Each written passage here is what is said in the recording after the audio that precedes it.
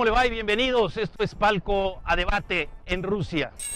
En esta semana ha tenido muchísima actividad. Desde luego la semana comienza, yo le digo que comienza y termina, pero no hay que atorarnos ahí. En el partido México-Alemania, este partido histórico que tiene además muchos ingredientes, prácticamente todos positivos. Y vamos a remembrar y vamos a recordar aquella charla que tuvimos hace 5 semanas apenas con Manuel Lapuente, cuando nos platicó cómo diseñó enfrentar a Alemania. Se va usted a ir para atrás cuando veamos la comparación, la similitud y prácticamente la calca. No quiere decir que esté mal que el profesor Osorio tome esas ideas, al contrario, bienvenidos todos los apoyos. Y después, lo que han comentado algunos jugadores, ya le llaman genio al profesor Osorio, cuidado, no es el momento. Y desde luego, la gran emoción por parte de los aficionados mexicanos, yo le diría que los latinos también, y nuestro trotamundos Alex estará precisamente aquí en San Petersburgo, por otros lados. Esta es la explanada del Museo del Hermitage, uno de los grandes museos del mundo, con colecciones impresionantes. Hoy la explanada convertida en el Fan Fest. Así que si le parece, acompáñenos. Palco a Debate en Rusia.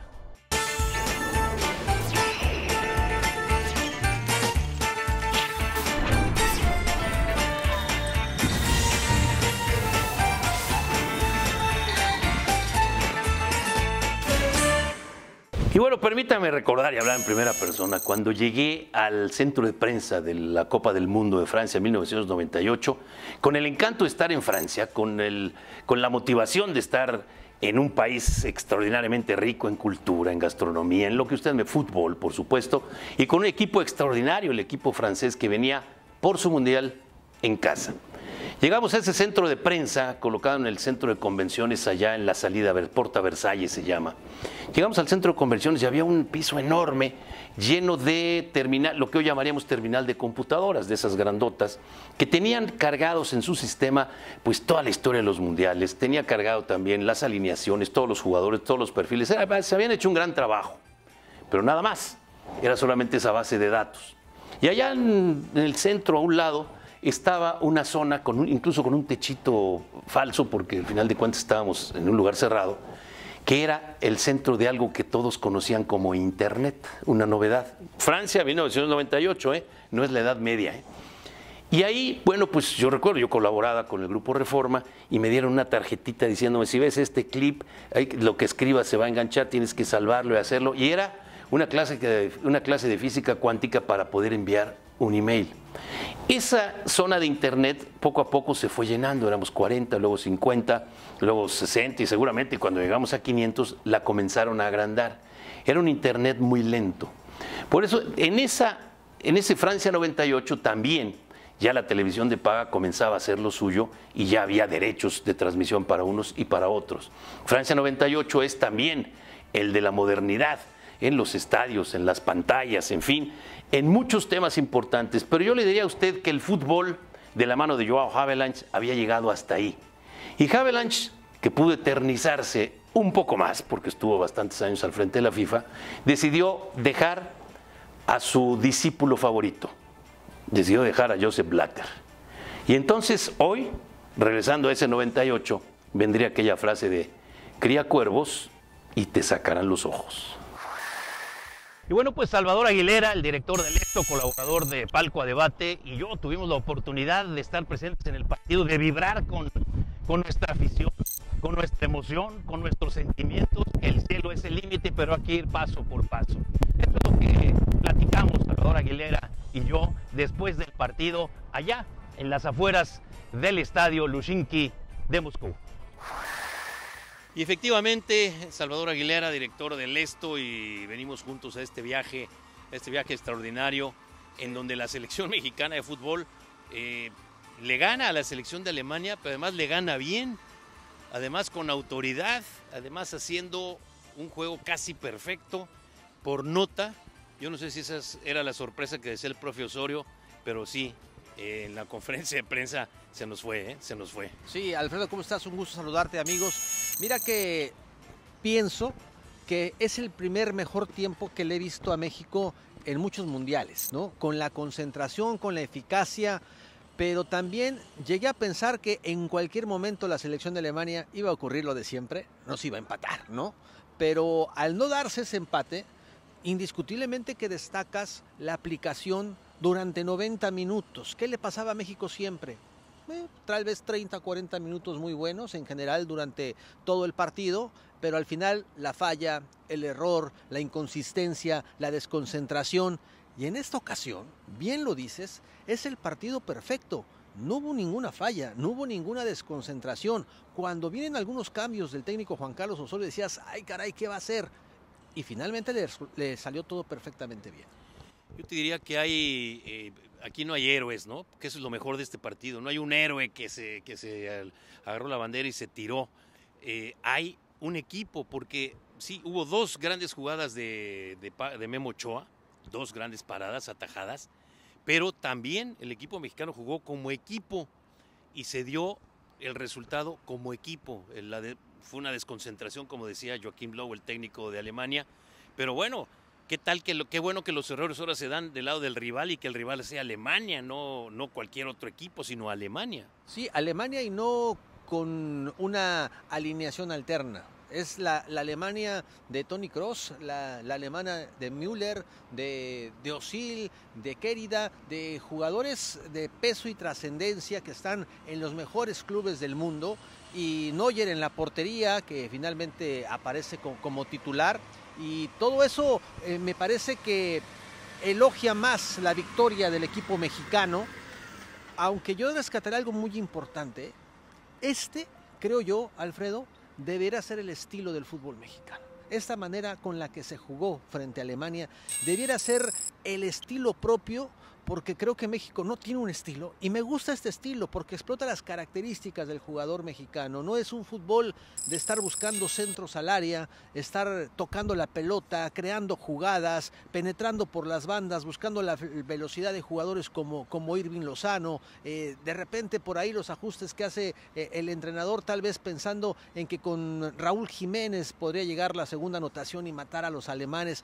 Es muy difícil hacerle daño a Alemania y que Alemania no tenga capacidad de reacción.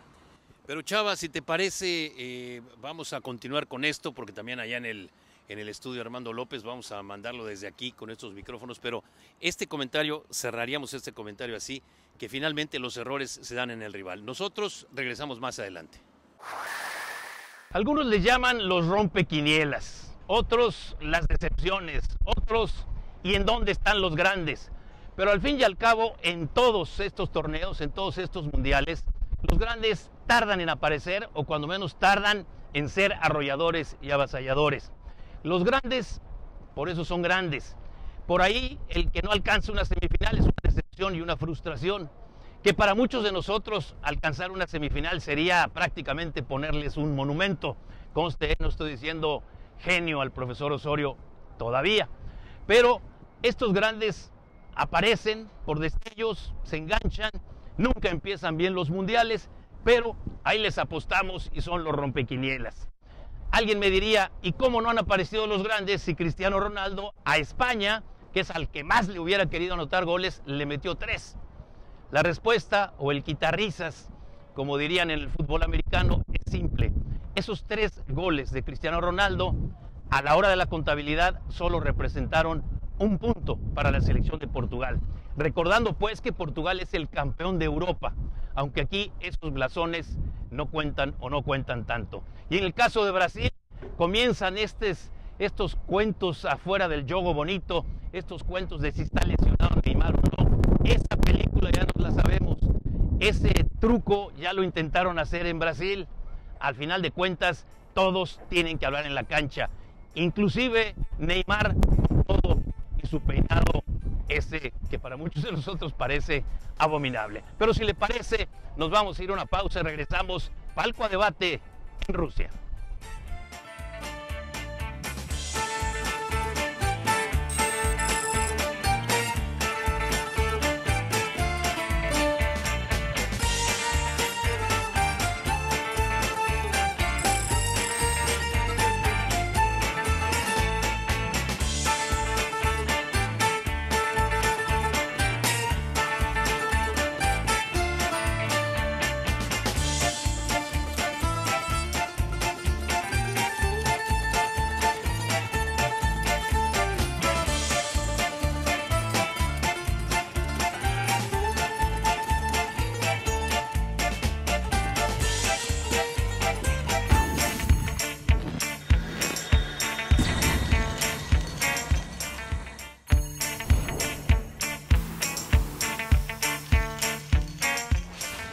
En una de tantas charlas que tuve oportunidad o que he tenido oportunidad de realizar con Pelé, algunas entrevistas, otras informales, estábamos reunidos 6 o 7 periodistas latinoamericanos.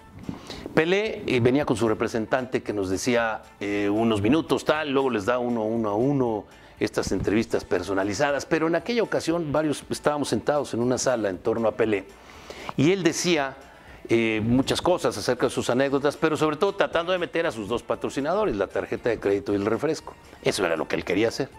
Finalmente, alguien hace la pregunta, una chica de origen chileno, le hace la pregunta de las más bobas que yo he visto, pero usted dirá, se lo voy a comentar. Dice, Pelé, si tú eres el rey, Bam Bam Zamorano sería el príncipe.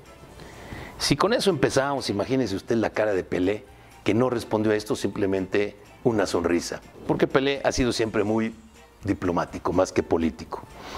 Después vino la pregunta esperada, pero le digo que fue muy rápido. La pregunta en la que le decían, 2 periodistas le comentaron, yo me quedé callado, pero le hubiera hecho la misma, si él se consideraba el mejor jugador de la historia. Y Pelé, que seguramente tiene esto ya muy hecho, decía, cuando yo aparecí, tenía yo 18, 19 años, y entonces me comparaban con Di Stéfano, que ya era un jugador consagrado en Europa.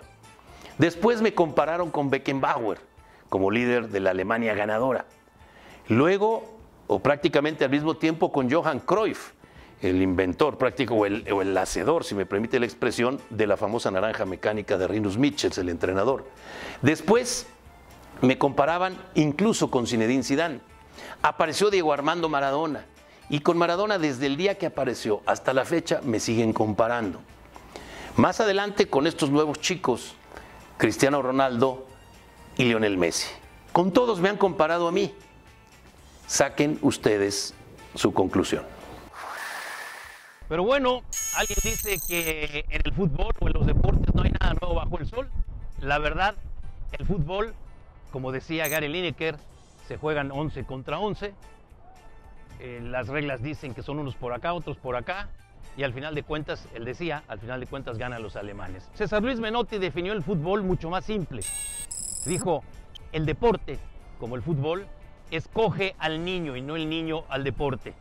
Porque para jugar béisbol, para jugar básquetbol, se necesitan muchos implementos. Para jugar fútbol es solamente una pelota, de lo que sea, y 4 piedras.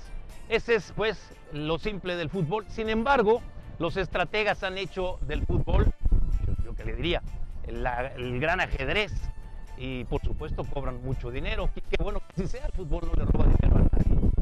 Manuel Lapuente platicó con nosotros hace unas 4 o 5 semanas en relación al partido que jugó la selección mexicana contra Alemania en 1998 en Francia.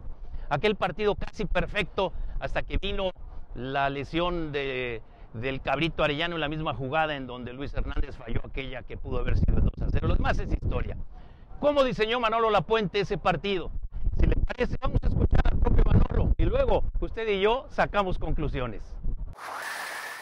Un técnico no lo va a evidenciar, no va a pasar nada. La injusticia del fútbol y de la poca memoria de recordar siempre Luis Hernández, al que falló con Alemania, cuando hizo tantas cosas por el Necaxa, por la selección. Y por la selección. Ahí, cuando... A Corea le metió 2 goles. Es que, nada más. A Holanda nos pasó al Mundial, pero seguimos en el Mundial. Y ese partido con Alemania, lo que decía el señor Cruyff. La lectura de ese partido es... lo debimos de haber ganado, lo teníamos en la mano, no en la mano, pero lo teníamos dominado. Tú tenías, el planteamiento que tú hiciste era para ganarle a esa Alemania. Correcto, y a los alemanes en términos generales. En términos generales. Hicimos en los entrenamientos, entre el área grande nuestra y el área y el medio campo, puse una línea blanca. Me pintaron una línea blanca. Entonces dije, los defensas para atrás no pasan. Tenemos un líbero que es Campos. O sea, nuestras defensas, o sea, de aquí no me pasan. La juego a que aunque sientas hay venir, que apretarlos, nuestra muralla está ahí. Exacto, y ahí los paramos en seco. Pero en una condición sine qua non, los delanteros tienen que ser defensas. O sea, tienen que salir y apretar. Y si no aprietan, se empiezan a descolgar. Les decía yo, a ver, vamos a ver. ¿Qué se necesita para que Bierhoff y Klinsmann no nos rematen? No, pues que marquemos bien. No, antes de eso, pues que no centren. Ese es un buen paso. Pero antes. ¿Qué tal eso? ¿Qué tal eso, caray? Buenísimo. Antes de eso, que no lleguen. Que no lleguen. Entonces vamos a hacer que no para lleguen. Eso los de adelante tienen que apretar y no dejarlos jugar. Pero Manolo, eso se puede hacer 30 minutos, máximo. No, estábamos muy bien preparados. Para aguantar eso el partido. Por supuesto. Ellos no lo iban a aguantar. Ellos no lo iban a aguantar. Claro que Hacía no. mucho calor, por cierto. Normalmente, y una de las cosas que ahora Guardiola dice con el Barcelona de toque, que se cansa más el que tiene la pelota que el que no la tiene. O sea, el que no la tiene corre sin pelota y no tiene preocupaciones. Entonces, pero el que tiene la pelota corre más. Entonces, ese toque que hace Guardiola, que hizo en el Barcelona, famoso, es más, corren más, tienen que estar muy bien preparados. Entonces tú apostas, Alemania es Alemania. Sí. Como decía Johan Cruyff, y esa Alemania contundente, esa Alemania avasalladora, lo que hay que hacer es presionarlos a la salida. Exactamente. Correcto. Casualmente acabo hace poco de hablar con Salcedo, él en Alemania y yo en México, y le pregunté directo, dime, yo nomás te quiero decir una cosa, para ganarle a Alemania, ¿qué tienes que hacer? ¿Defenderte para atrás, venirse para atrás, o ir a apretarlos desde arriba?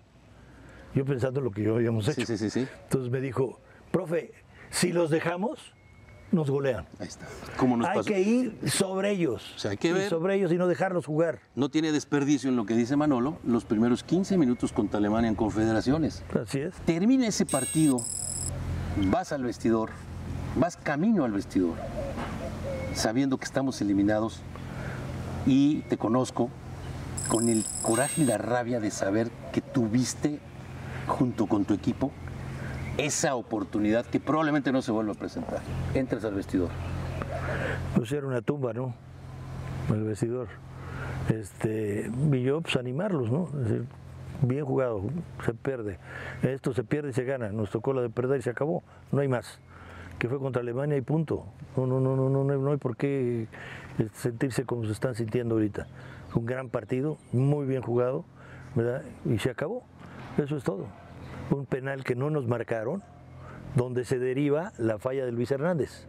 Si lo vemos otra vez la repetición, el Cabrito Arellano se avienta un sprint driblando defensas hasta el área grande. Y llega el último defensa y ¡pum! Y lo barre. Y le pega, ¡pum! Y la pelota le cae, no la pasó porque no podía. ¡Pum! Se tropieza y le cae a Cuauhtémoc. Y Cuauhtémoc se la da a Luis Hernández. No se puede olvidar. Entonces, sí, pero había sido penal antes. Correcto. Y Luis Hernández la falla. ¿Qué sucede? Ya esos tres líderes perros que tenía yo adelante, ¿verdad? Ya nomás quedaba Cuauhtémoc, porque Luis Hernández se me apagó. Bueno. Pero no lo iba yo a sacar. Primero, porque yo sabía cómo iba a estar la cosa. Primero es la persona y luego es el jugador. ¿Qué le pareció? No es menoscabo al profesor Osorio, porque los jugadores ahora están muy quisquillosos y dicen que al profesor Osorio prácticamente no hay que tocarlo. Es que al final de cuentas, qué bueno que haya tomado esa experiencia el profesor Osorio. Yo no sé si platicó con Manolo o no, lo dudo mucho, pero sí revisó a fondo, y esta es la forma de jugar del equipo mexicano. Y fue en el 98 y es ahora en el 2018. Tan simple como complicado lo quieran hacer los técnicos. Así que si está diciendo Miguel Layún y está diciendo Jonathan y los jugadores que ya hicieron, no, cuidado, el mundial todavía tiene mucha cuerda. Pero hablando de Miguel Layún y Jonathan Dos Santos, le voy a presentar algunas declaraciones de ellos en las conferencias de prensa justo de 1 o 2 días después del México-Alemania. Y usted y yo también vamos a sacar conclusiones. Porque cuando tú ves a alguien que se entrega de la manera que él se entrega por este grupo, por este equipo, es difícil ver que afuera, sin conocer las entrañas de todo esto, sin vivir el día a día como lo vivimos nosotros, todos los que somos parte de este grupo, emitan un juicio tan radical y tan duro, ¿no? a veces me parece tan sin fundamentos. Porque si somos capaces de voltear atrás y nos damos cuenta que calificamos al Mundial, si no mal recuerdo, sin ningún problema, ¿no? Ya lo he dicho muchas veces, para mí el míster es un genio y eso es lo que hace un genio, cosas diferentes. Qué bueno, se ha demostrado, ¿no? Lo ha demostrado en todo el proceso. Creo que ha tenido poquísimas derrotas. Cada planteamiento que ha hecho lo ha hecho por algo. Como dice Layún, ¿no? Él sabe mucho de fútbol, sabe lo que hace, sabe cada partido lo que hace, sabe cada jugador, la posición que lo pone, sabe por qué lo hace. Así que, ¿cómo la ve? Ya es genio Miguel Layún. Yo no recuerdo que Cuauhtémoc Blanco, que era uno de los grandes jugadores del 98, dijera que Manuel Lapuente ya era un genio y había que ponerle casi un monumento. Es lo simple, lo complicado que querramos hacerlo. Qué bueno si el profesor Osorio observó aquel partido y lo revisó con lupa, como ha hecho tantas cosas, y encontró que esa era la forma de jugar al equipo de Alemania. Y ya me quedo con esa autocrítica sana de Joachim Löw, el técnico alemán, que dijo: yo ya sabía cómo iba a jugar México, es un equipo fuerte, no nos iba a jugar como en las Confederaciones, así tenía que jugar. Yo había puesto marca doble, incluso, sobre todo cuando Lozano cruzara la media cancha, pero en esa jugada me falló, tan simple como esa autocrítica. Así que si le parece, nos vamos a ir a una pausa y regresamos. Esto es Palco a Debate en Rusia.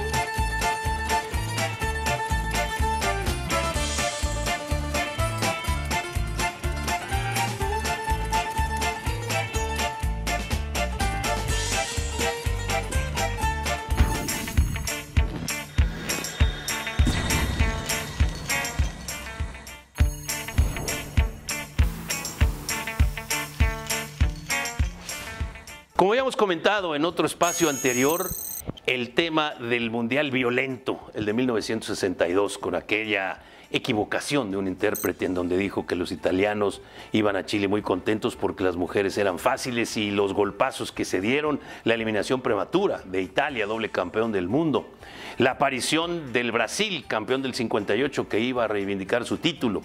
Pero ese Brasil de 1962 era un Brasil mágico, un Brasil que traía además a Pelé, este jugador ya más maduro, ya conocido en el mundo, el gran capitán del Santos, no como capitán porque ahí no se usaba gafete, pero sí el gran líder del Santos.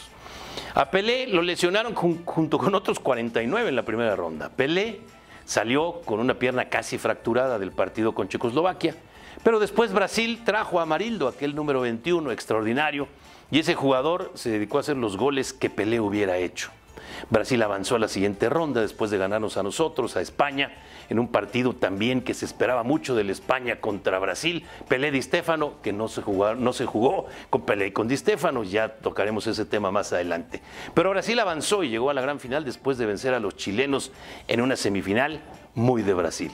Y el Scratch do Ouro tocó por nota. Fíjese lo que son las cosas. De aquel mundial salieron dos jugadores brasileños a Europa. Didi, que fue cosido a patadas en los entrenamientos en el Real Madrid por temas de discriminación, y Amarildo, un mulato que solamente jugó bien el Mundial del 62, que se fue al Milán de Italia, y en el Milán de Italia, ¿sabe qué? Ni se acuerdan de él. Y bueno, finalmente apareció o hizo explosión aquí en Rusia, en el buen sentido de la palabra, la pasión de la gente. La gente ya se desbordó a las calles en prácticamente todas las ciudades rusas. Aquí en San Petersburgo, ya no le digo en esta zona que es el Fan Fest, noche tras noche tras noche, tiene conciertos, transmiten los partidos en pantallas gigantes, es una maravilla. Como le digo, estamos en la explanada del Museo del Hermitage, uno de los grandes museos del mundo, que sin duda es imperdible, de lo cual ya estaremos platicando un poco más adelante.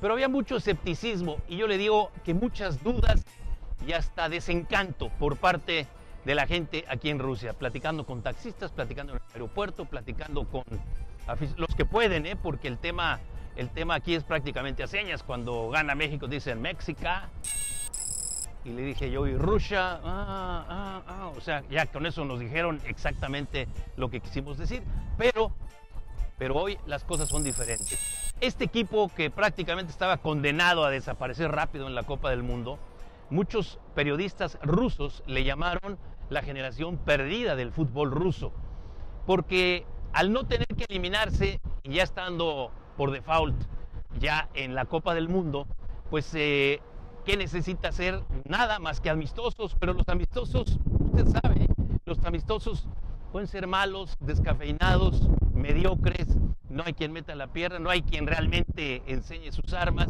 simplemente los técnicos están viendo y están ensayando.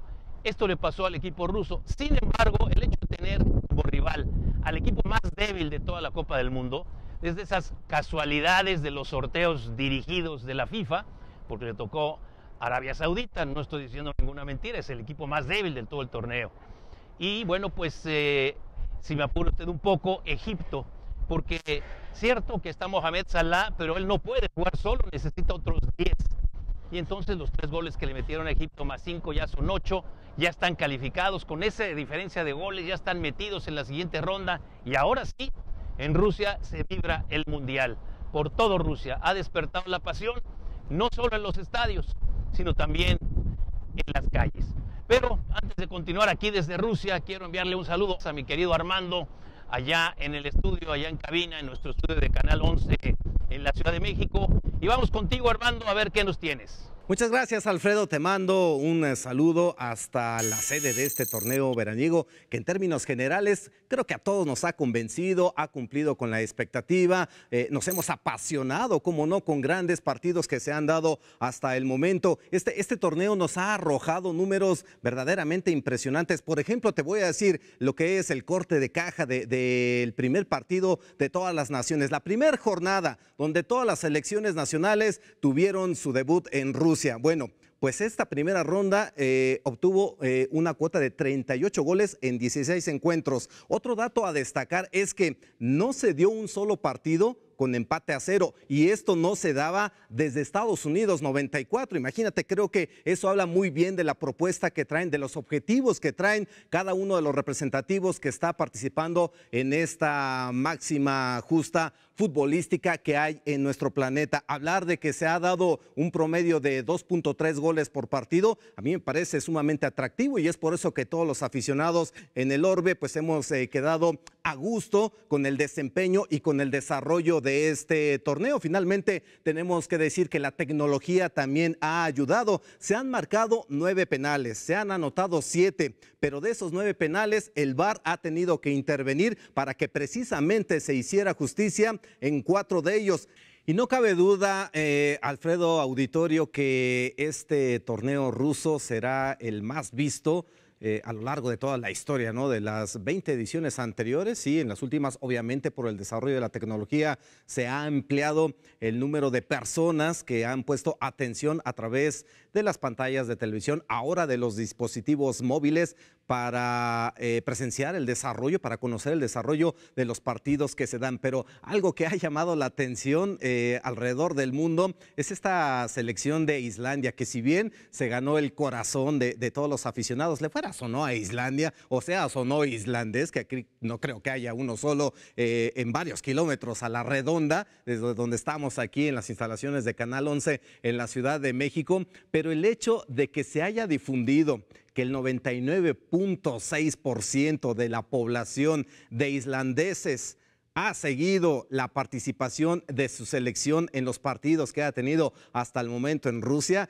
es algo para volverse loco, para destacar. Digo, tampoco es una población tan vasta, estamos hablando de casi cerca de 350,000 habitantes, pero que todos, o la mayoría, prácticamente toda la población esté interesada en cómo le va en su primera experiencia mundialista a los islandeses, creo que es algo que debemos de destacar, esperando que puedan seguir escribiendo su propia historia. Regreso contigo. Gracias, Armando. Y así, de bote pronto, como en el fútbol, puede ser una pared, Armando me pasa a mí el balón y yo se lo paso a Alex. Tocamundos, que el día de ayer estuvo aquí en San Petersburgo, y esa es la óptica de nuestro Tocamundos. Adelante, Alex. Durante la Copa del Mundo es inevitable conocer San Petersburgo. Fundada en 1703 por el zar Pedro el Grande, es la ciudad más europea de Rusia. Se encuentra tan cerca del Círculo Polar. Lo más característico es que nunca oscurece del todo en el verano. Ya que el sol no pasa por debajo del horizonte, le llaman las noches blancas. En 1703, al reconquistar Rusia, la salida al mar de Suecia bajo el reinado de Pedro el Grande, quien así reforzó la presencia del suelo moscovita. Los majestuosos conjuntos arquitectónicos, palacios magníficos, parques espléndidos y museos son únicos de esta ciudad. Todo el centro de la antigua capital imperial fue declarado por la UNESCO Patrimonio de la Humanidad. Sin embargo, quien quiera imaginar que se encuentra en la época soviética debe darse una vuelta por la avenida Moskovsky y observar su peculiar arquitectura stalinista. Esta es la ciudad de la capital cultural y una de las más acogedores de Rusia. Informó para Palco Debate Alejandro Ramírez. Efectivamente, bellísima esta ciudad que no es casualidad. San Petersburgo era una zona pantanosa en el siglo XIV, XV, XVI, con muy pocos habitantes, que peleaban mucho por el tema de mucha agua, de grandes inundaciones, y peleaban mucho también con el clima. Llegó finalmente el zar Pedro el Grande. Pedro el Grande, le dicen Pedro el Grande no solo por su estatura de 2 metros y 5 centímetros, sino Pedro el Grande es el hombre que insistió, dijo y empujó. Ya sabe usted que los zares pues movían el dedo meñique y no se movía nada más en todas las Rusias, como decían antes. Y él decidió occidentalizar, acercarse a Occidente, acercarse a Prusia, entonces lo que hoy es Alemania, a Bohemia y por supuesto a Francia, que es el que marcaba el camino. Y por lo tanto envió gran cantidad de gente a prepararse a esos países y regresar. Y él, a costa de muchas vidas, se construyó las calles y se abrieron algunos de los canales que hoy tenemos en San Petersburgo. Por eso se llama San Petersburgo, por Pedro el Grande. Y más adelante vino Catalina la Grande a concluir lo que en una generación no se podía dar.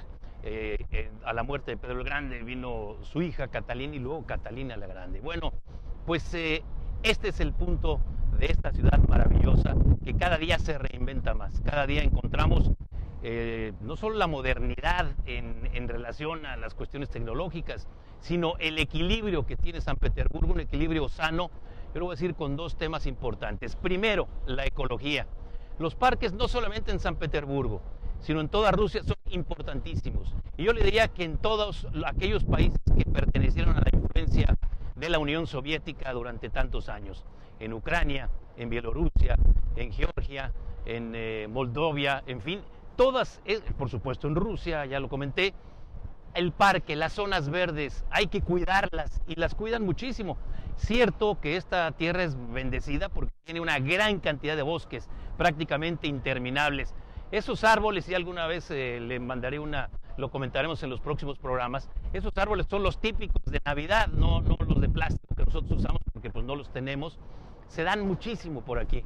Y cuando se construye una carretera es cierto, pero por otro lado alrededor hay siempre muchísimas zonas verdes, esto en las carreteras. Pero ya en la ciudad, San Petersburgo ha sido desde el diseño de Pedro el Grande cuidar las áreas verdes. El parque que tenemos aquí, lo que tenemos allá, pero yo me quedaría sin duda, y ya haremos un reportaje al respecto de Peterhof, que se llama El Castillo de Pedro el Grande, que es una obra de ingeniería maravillosa, pero también tiene unos jardines impresionantes. Ya si le pongo tantos adjetivos, tengo que concretar. Son jardines que rivalizan, y yo le diría que superan en mucho, en ese esplendor que quiso hacer Pedro el Grande y que se manifiesta a los jardines de Versalles. Y no solamente esto, sino cuando vinieron los nazis que arrasaron aquí en esa invasión de los 1000 días, quemaron todo ese bosque de la zona de Peterhof. Esto se recuperó y hoy, y le prometo que el próximo programa tendremos un reportaje al respecto. Pero por lo pronto nosotros desde San Petersburgo, desde el Museo del Hermitage, nos vamos a ir a una pausa y regresamos. Palco a Debate en Rusia.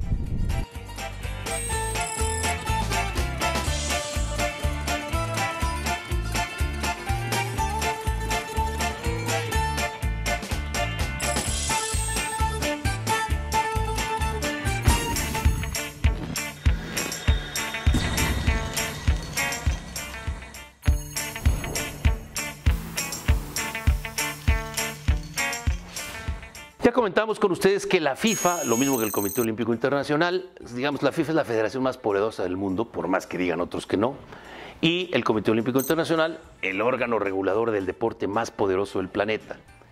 Hay países en la FIFA que no están en la ONU, lo mismo que del Comité Olímpico Internacional, que no están en la ONU, porque algunos de ellos no son reconocidos, ya lo comentábamos. Casos excepcionales ha hecho la FIFA y no el Comité Olímpico, y esto ha generado problemas políticos e incluso problemas hasta de desarrollo por parte de la estrategia de quienes buscan una independencia. Cataluña lo hizo en su momento, buscando que la Unión Europea, la UEFA, y la FIFA al mismo tiempo lo solicitó, consideraban el derecho como el que tienen Gales, Irlanda y Escocia, que forman parte junto con Inglaterra de la Gran Bretaña, como lo tiene Gibraltar. Pero no se ha dado así. De tal manera que, por ejemplo, Israel, también es una cuestión política, Israel juega en la Unión Europea por cuestiones más que políticas, incluso de seguridad. Y con esto, por cierto, deportivamente hablando, Israel ha crecido, está a punto de llegar a un mundial.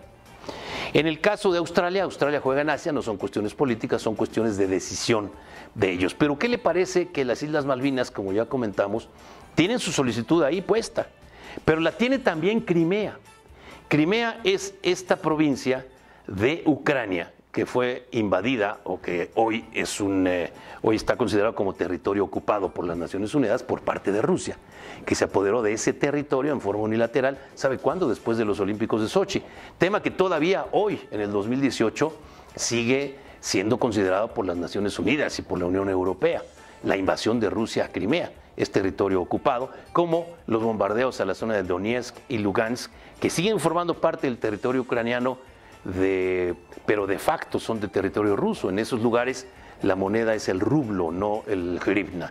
Bueno, pues estos son los países o las federaciones que están buscando su participación, pero le pongo otros casos puntuales que ocurren en CONCACAF inclusive, para levantar la mano y ser federaciones. Es curioso, pero la isla Guadalupe, por ejemplo, forma parte de CONCACAF, pero debería formar parte de la UEFA porque es territorio francés de ultramar.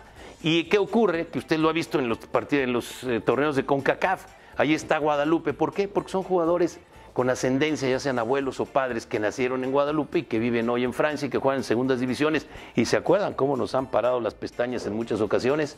Bueno, la política y el deporte no se llevan, pero ¿cómo se benefician los políticos del deporte? Y en este caso, con la complacencia de la FIFA. Y bueno, pues regresamos aquí al debate desde el Museo del Hermitage en San Petersburgo. Los imponderables, todas esas circunstancias que no puede controlar nadie. Cuando, como dicen, se le ponen manos de mantequilla al portero, o cuando un técnico tiene diseñado su programa establecido por el partido, pero de repente hay un foul, tiene que salir su jugador o le expulsan a uno, o un penalti accidental o un autogol, como le ocurrió a Polonia contra Senegal, un autogol en donde va corriendo el defensa, no había nadie alrededor, le pegan el muslo para adentro y luego se contagia el portero polaco y bueno, ya sabe usted, Senegal le ganó 2-0. Pero yo me quisiera enfocar el día de hoy en Colombia, una selección que conocemos mucho, una selección con la que tenemos mucha comunicación por una razón importante. Tenemos una gran cantidad de futbolistas colombianos y bienvenidos, sobre todo los que juegan bien, los que se entregan. No les estoy diciendo que sean los grandes cracks, pero sí es importante que no vengan nada más a cobrar y a irse. Pero tenemos muchos futbolistas colombianos, algunos extraordinarios, y conocemos mucho ese fútbol. Curiosamente, Colombia, que tiene hoy tantos entrenadores, incluido el nuestro, en Copa del Mundo internacionalmente, hoy sigue dependiendo y viene porque el señor José Pekerman es un gran técnico, sin duda, que ha dejado escuela en Colombia. El señor Pekerman y el equipo colombiano. Después de Brasil, y yo le diría que pegadito a Brasil, Colombia hizo una gran eliminatoria.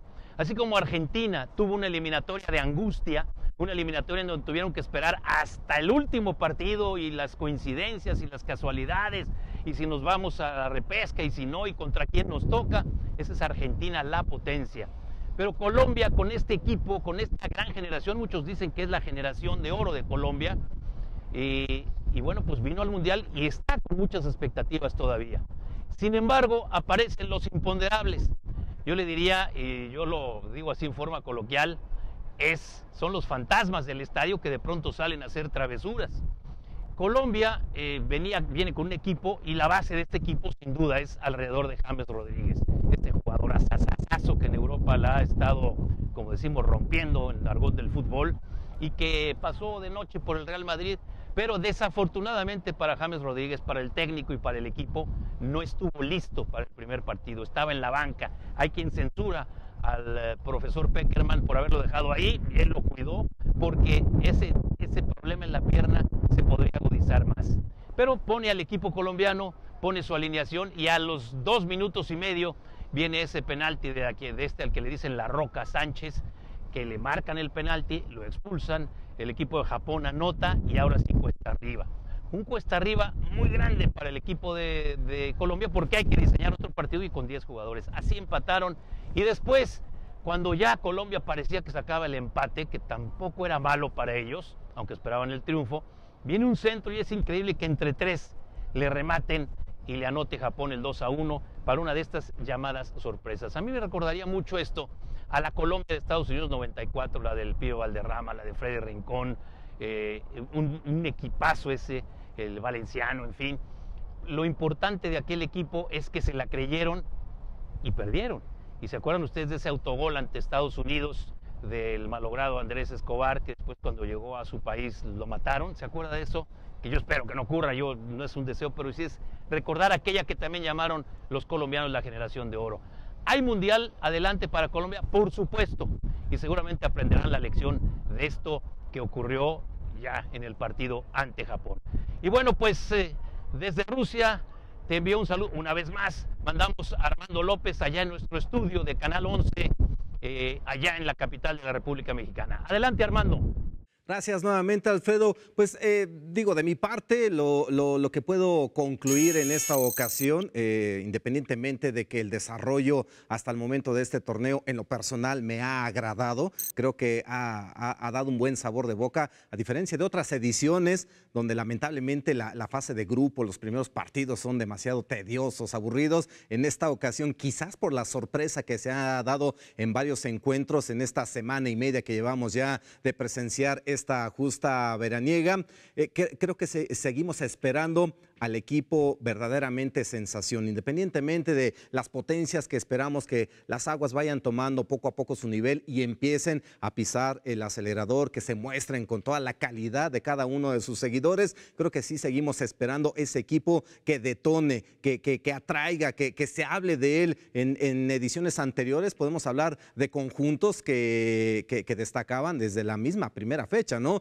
Tú lo recordarás muy bien, digo, somos jóvenes, ¿no? Hay que decirlo, pero yo me acuerdo a partir de Estados Unidos 94, como Brasil pues siempre fue grato a los ojos de todo. En Francia 98, la selección anfitriona también destacó por su calidad desde el primer partido que disputó en aquel entonces, pero en esta ocasión creo que sí nos hace falta ver una sola nación que verdaderamente atrape el corazón y la visión y el interés de todos los aficionados al fútbol, de la nacionalidad que sea. Pero independientemente de eso, desde mi punto de vista, creo que hasta el momento Rusia ha cumplido en diversos términos, desde diferentes puntos de vista, en lo organizacional, en lo que es en lo deportivo, que es lo principal, lo que a mí me atrae, y sobre todo que el VAR ha sido sumamente aceptado y entendido por todos los que participan, por todos los que han estado precisamente en el corazón de este torneo. Por ahora yo me despido, Alfredo. Gracias nuevamente. Nos vemos en la siguiente semana.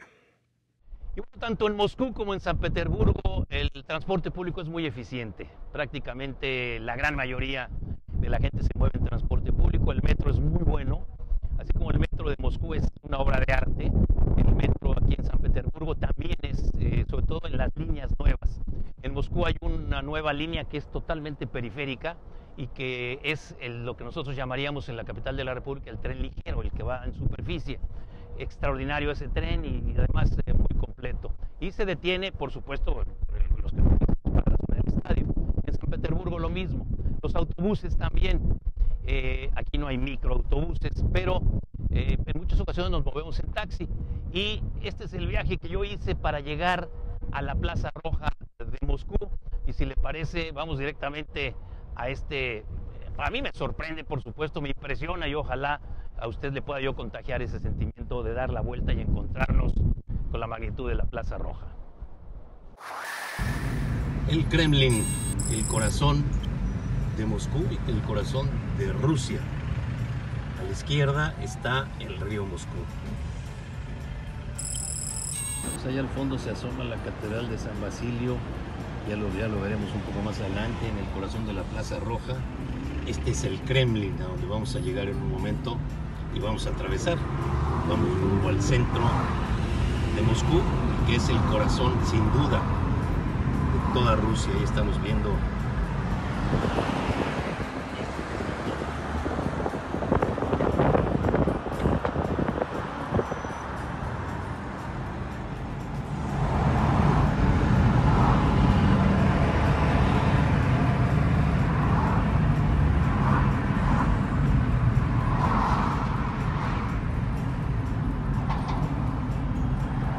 esta muralla color rojo, que es justamente